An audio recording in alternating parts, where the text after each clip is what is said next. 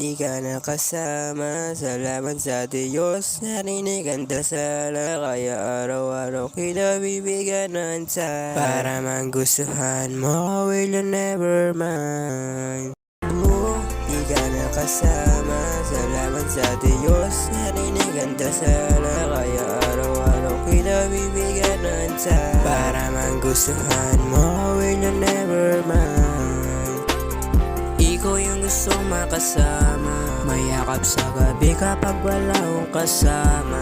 Araw-araw ako nandito sa iyong tabi, pagmamahal sa'yo di hindi ko maitanggi. Yo, ma-feeling ayos lang kapag ikaw ang kasama. Bibigyan naman kita ng magandang ligaya, basta sa akin ka lang binibining Maria.